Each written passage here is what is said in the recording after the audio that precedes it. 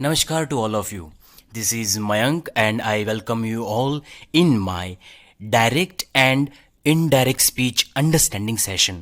મિત્રો direct speech અને indirect speech જે છે એ એક્ઝામ પોઈન્ટ ઓફ વ્યૂ તો પરીક્ષામાં પૂછાતી જ હોય છે 10thમાં 12thમાં બટ ડાયરેક્ટ અને ઇનડાયરેક્ટ સ્પીચનો ઉપયોગ સ્પોકન ઇંગ્લિશમાં પણ થાય છે એસે રાઇટિંગમાં પણ થાય છે જ્યારે કોઈ રીડિંગ કોમ્પ્રિહેન્શન આપણે વાંચીએ ફકરો વાંચીએ એના પરથી જ્યારે આન્સર આપવાના હોય ત્યારે પણ we have to use direct and indirect speech so friends direct and indirect સ્પીચનો જે ટોપિક જે છે let's understand that topic in this session so direct and indirect speech જે છે એના યુઝિસ અપ જે છે first use important from marks point of view okay let's say if you are a student જો તમે વિદ્યાર્થી છો તો તમારા માટે ડાયરેક્ટ એન્ડ ઇનડાયરેક્ટ સ્પીચનો topic wood give you 5 to 10 marks weightage 5 થી 10 માર્ક્સ તમને મેળવી આપે છે important from writing answers from reading comprehension okay let's સે if you are a student, let's say if you are a candidate and preparing for competitive exam, તમે પરીક્ષાની તૈયારી કરી રહ્યા છો સ્પર્ધાત્મક પરીક્ષાની તૈયારી જો કરી રહ્યા છો so for you this session is also very useful and for speaking English direct and indirect speech is also very important and last but not the least to write essay easily. Let's say if you want to write down an essay, quality essay, તો એના માટે this topic, direct and indirect topic will be very useful.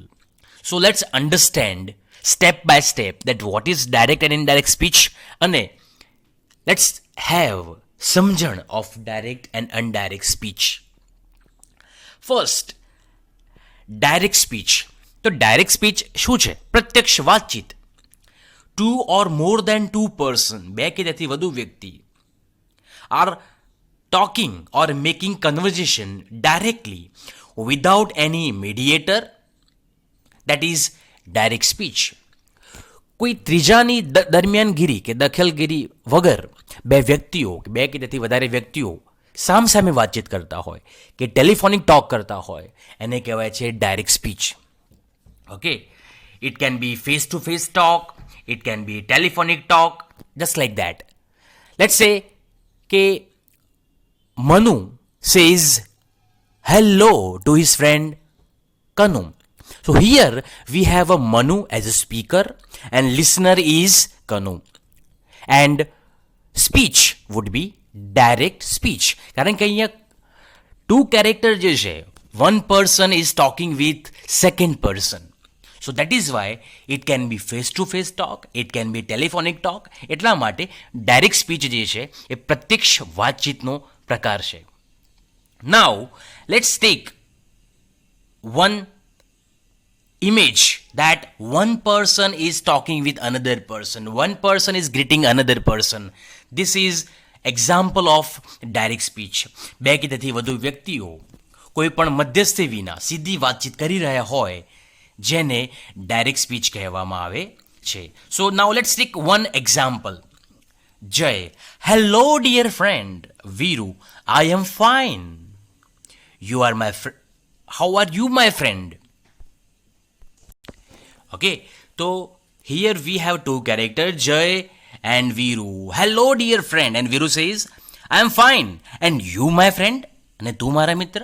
તો અહીંયા જય and Viru પ્રત્યક્ષ વાતચીત થઈ રહી છે, એક બે જોડે વાતચીત કરી રહ્યા છે. That is why this is direct speech, example of direct speech. Now let's understand that what is indirect speech. પરોક્ષ વાતચીત, રિપોર્ટેડ સ્પીચ પણ કહેવામાં આવે છે ડાયરેક્ટ સ્પીચને, ઇનડાયરેક્ટ સ્પીચને. So when one or more than one person tells someone what they heard, listen without using actual words, that is indirect speech. When one or more than one person tells someone, એક કે એકથી વધારે વ્યક્તિઓ તેમને સાંભળેલી વાત કોઈ ત્રીજાને કહે છે, that is called indirect speech. Okay friends, તો કોઈ બે વ્યક્તિઓ વચ્ચેની વાતચીત, કોઈની વાતચીત કોઈ ત્રીજી વ્યક્તિ સાંભળે છે અને એ કોઈ ચોથા વ્યક્તિની વાત કરે છે કે રજૂ કરે છે, that is called indirect speech. Now here we have an example. Jay says thank you Veeru. જયે વીરુને થેન્ક યુ કીધું, તો ઇનડાયરેક્ટ સ્પીચમાં શું આવશે? જય થેન્કડ વીરુ. અહીંયા એકચ્યુઅલ વર્ડ શું છે? Thank you Veeru. But indirect સ્પીચની અંદર ફેરફાર થાય છે એકચ્યુઅલ વર્ડમાં. એટલા માટે indirect speech is different from direct speech. So let's take some example. She says I am a student. She says I am a student. She said I am a pupil. She said I am a student. તો અહીંયા આપણી પાસે says and said જે છે are reporting verbs. I repeat, reported verbs. Verbs એટલે એવા ક્રિયાપદ જે રિપોર્ટિંગ વર્બ છે, રિપોર્ટેડ વર્બ્સ છે. સેઝ અને said. Verb means words for action. Okay, ક્રિયા દર્શાવતા શબ્દો હોય એને આપણે ક્રિયાપદ કહીએ. ઓકે, સો વર્બ્સ જે છે સેઝ અને સેડ. એવી જ રીતે આઈ એમ અ સ્ટુડન્ટ જે છે એ રિપોર્ટેડ સ્પીચ છે, રિપોર્ટિંગ સ્પીચ છે. તો વાક્યની અંદર આપણી પાસે પ્રોનાઉન છે શી, જેને કર્તા કહેવાય, અને જે પ્રોનાઉન શી જે છે સેઝ એટલે રિપોર્ટિંગ વર્બ જે છે સેઝ, સેડ, આ બધા રિપોર્ટિંગ વર્બ છે. અને એને જે કીધું આઈ એમ અ સ્ટુડન્ટ, આ છે reporting speech. Alright. So friends, direct સ્પીચની જો વાક્ય જે હોય છે તેની અંદર આપણી પાસે પ્રોનાઉન એટલે કે કર્તા, રિપોર્ટિંગ વર્બ અને રિપોર્ટિંગ સ્પીચ હોય છે. અને એની અંદર જે ફેરફાર થશે, let's understand that also further. Now one of the most important point is that reporting verb જે આપણે વાત કરીએ says, said, said to, આ બધા જે છે એ decide the tense of the reporting speech.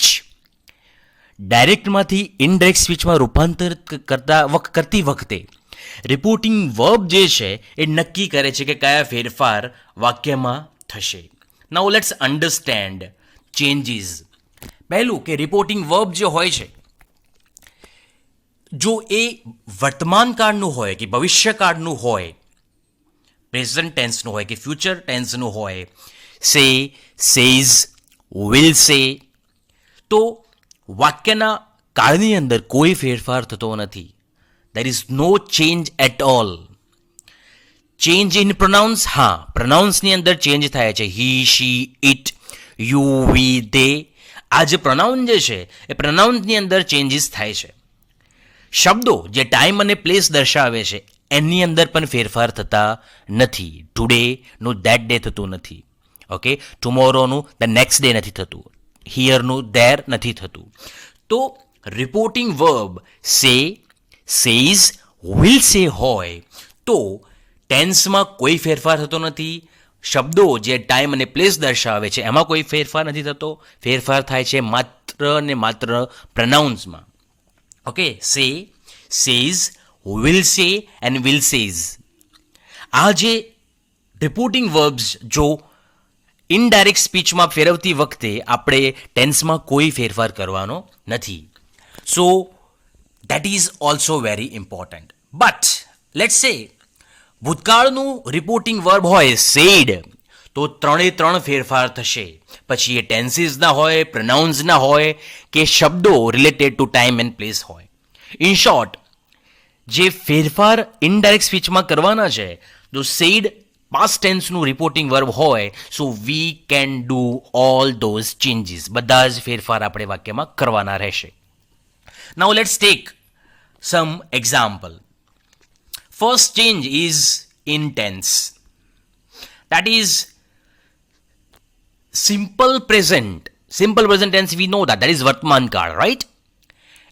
એ બદલાય છે સિમ્પલ પાસ્ટ એટલે કે ભૂતકાળમાં. વર્તમાન કાળ ફેરવાય છે ભૂતકાળમાં. ઓકે, ડાયરેક્ટ સ્પીચમાં જ્યારે વાક્ય વર્તમાન કાળનું હોય ત્યારે આ રિપોર્ટિંગ સ્પીચ જે છે એ સિમ્પલ પાસ્ટની અંદર ફેરવાય છે. જેમ કે I always drink coffee, she said. અહીંયા સેડ છે રિપોર્ટિંગ વર્બ, એટલા માટે રિપોર્ટિંગ સ્પીચની અંદર ફેરફાર થશે. યસ. કયા ફેરફાર છે? શી સેડ ધેટ કન્જક્શન છે, કમ્પલસરી છે. શી ઓલવેઝ ડ્રિંકનું થયું drank coffee.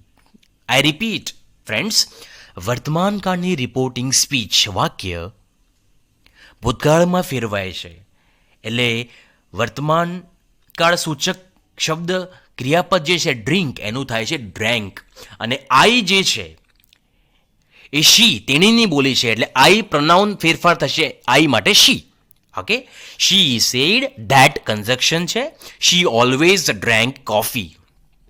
Okay, I repeat, she said that conjunction છે કમ્પલસરી, કમ્પલસરી આપણે કન્જક્શન મૂકવાનું છે. She always drank coffee. Now next change જે છે એ નેક્સ્ટ વાક્યને આપણે સમજીએ. I always get up on time, he said. પહેલાંએ કીધું કે તે રોજ સમયસર ઉઠે છે, તો he said that he always get અપનું થયું ગોટ અપ ઓન ટાઈમ, સમયસર ઉઠે છે. રાઈટ. નાઉ પ્રેઝન્ટ કન્ટિન્યુઅસ ટેન્સ, ચાલુ વર્તમાન કાળ જે છે એનું રૂપાંતર ચાલુ ભૂતકાળમાં થાય છે. ઓકે, જેમ કે he explained, I am reading a book. Okay, I am reading a book. He explained that he was reading a book. ચાલુ વર્તમાન કાળનું રૂપાંતર થયું ચાલુ ભૂતકાળ. ઓકે, એમાં આઈએનજી વાળું રૂપ જે છે રીડિંગ, એમાં કોઈ ફેરફાર નથી, પણ એમ ઇઝ આરની જગ્યાએ વોઝ વેર વપરાય છે, એટલા માટે એમ જે છે એનું થયું વોઝ, એટલે he explain that conjunction, he was reading a book. Next example, I am watching a movie, she said, તેણીએ કહ્યું. She told me that conjunction, she was watching a movie. She was watching a movie. અહીંયા એમ is આરનું રૂપાંતર was વેરમાં કરવાનું છે. That is very much understandable rule. Okay, next ફેરફાર of next tense, that is simple past, એટલે કે સાદો ભૂતકાળ જે છે એનું રૂપાંતર પૂર્ણ ભૂતકાળ એટલે કે પાસ્ટ પરફેક્ટમાં થાય છે. Okay, let's take one example. He said Bill arrived on time. Bill arrived on Saturday. Bill વ્યક્તિ છે, અરાઇવ્ડ એટલે પહોંચી ગયા છે, ઓન સેટરડે એટલે શનિવારે. બિલ શનિવારે પહોંચી ગયા છે, હી સેડ. ઓકે, પેલાએ કીધું બિલ શનિવારે પહોંચી ગયા છે, ભૂતકાળ, સાદો ભૂતકાળ. એનું રૂપાંતર થયું પૂર્ણ ભૂતકાળમાં. He said that conjunction compulsory, Bill had arrived on Saturday. Okay, Bill had arrived, સાદા ભૂતકાળની અંદર અરાઇવ્ડ જે વર્બ ફોર્મ છે એનું થાય છે પૂર્ણ ભૂતકાળ ફોર્મ હેડ અરાઇવ્ડ. હેડ ઉમેરવાનું છે, એટલે પૂર્ણ ભૂતકાળની અંદર આપણે જાણીએ છીએ કે વાક્ય રચનાની અંદર હેડ કમ્પલસરી આવે છે. ઓકે, વર્બ ફોર્મની પહેલાં. તો had arrived on Saturday, that is answer. Next example, present perfect એટલે કે પૂર્ણ વર્તમાન કાળનું જોઈએ, જેની અંદર પૂર્ણ વર્તમાન કાળનું જો વાક્ય હોય તો એનો ઇનડાયરેક્ટ સ્પીચની અંદર ફેરફાર થાય છે પૂર્ણ ભૂતકાળની અંદર. Okay, that means have has direct સ્પીચનું રિપોર્ટિંગ સ્પીચની અંદર આપેલા હેવ હેઝનું રૂપાંતર થાય છે હેડમાં. Okay, let's take one example to understand more. વધુ સમજણ માટે એક એક્ઝામ્પલ લઈએ. I have been to Spain, he told me. પહેલાંએ મને કીધું I have been to Spain, કે તે સ્પેન ગયો છે, કે સ્પેનની મુલાકાત લીધેલી છે. હવે ઇનડાયરેક્ટની અંદર યાદ રાખવાનું છે કે પૂર્ણ ભૂતકાળમાં ફેરફાર કરવા માટે he told me that. Okay, તો અહીંયા conjunction that, he told me that he had been to Spain, have હેઝનું થાય છે હેડ. હેડમાં રૂપાંતર. ઓકે, તો he told me that he had been to Spain. Next tense and ફેરફાર let's understand with one example. Past perfect એટલે કે પૂર્ણ ભૂતકાળનું રૂપાંતર પૂર્ણ ભૂતકાળમાં જ હોય છે. That means no change in the ટેન્સમાં કોઈ ફેરફાર નહીં. I had just turned out the light, he explained. He explained that he had just turned out the lights. અહીંયા આપણે કન્જક્શન એડ કરવાનું રહ્યું, કારણ કે કાળમાં કોઈ ફેરફાર કરવાનો નથી, એટલે કન્જક્શન એડ કરવાનો છે. પ્રનાઉનમાં કોઈ ફેરફાર કરવાનો રહેતો નથી, કારણ કે આપણે જાણીએ છીએ કે આઈ જે છે હી એ વાપરેલું છે, એટલા માટે હીનું હી જ રહેશે. Okay, so he explained that he had just turned out the lights. Now, next tense with understanding. Present perfect continuous tense એટલે ચાલુ પૂર્ણ વર્તમાન કાળનું રૂપાંતરણ ઇનડાયરેક્ટ સ્પીચમાં પાસ્ટ પરફેક્ટ કન્ટિન્યુઅસ ચાલુ પૂર્ણ ભૂતકાળમાં થાય છે. સો ફ્રેન્ડ્સ, દે કમ્પ્લેન, તેઓએ ફરિયાદ કરી. We have been waiting for hours. કલાકોથી અમે રાહ જોઈ રહ્યા છીએ. They complained that they had been waiting for hours. અહીંયા પ્રનાઉનમાં ફેરફાર છે કે they complained. Okay, they complained છે એટલે પ્રનાઉન વી જે છે they વાપરેલો છે. તેઓએ એમના માટે વી વાપર્યું છે કે અમે, તો એનું પ્રનાઉનમાં રૂપાંતર, પ્રનાઉનનું જે ચેન્જ જે છે, સર્વનામમાં ફેરફાર જે છે એ અહીંયા વીની જગ્યાએ દે મુકાશે. દે કમ્પ્લેન્ડ કન્જક્શન દેટ, પ્રનાઉન ફેરફાર દે, હેવની જગ્યાએ હેડ, કારણ કે ચાલુ પૂર્ણ વર્તમાન કાળનું રૂપાંતર ઇનડાયરેક્ટમાં ચાલુ પૂર્ણ ભૂતકાળમાં થાય છે. They had been waiting for hours. Next change in next tense is past continuous. ચાલુ ભૂતકાળ જે છે એનું રૂપાંતર